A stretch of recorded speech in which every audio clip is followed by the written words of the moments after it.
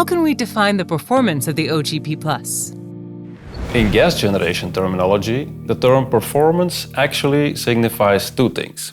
First, it refers to efficiency. And that efficiency is a measure of how much air you need to produce a certain amount of oxygen. Secondly, it stands for productivity. That productivity is an indication of the amount of oxygen that you can produce with a certain physical size of generator. In other words, it's a measure of how compact your design is. Now, usually those two elements, they are connected. It's a trade-off. If one goes up, then the other goes down. And that is not the case in this design.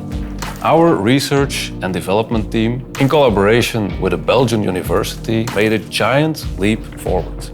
They found a way to improve the efficiency and the productivity at the same time, and with no less than 30%.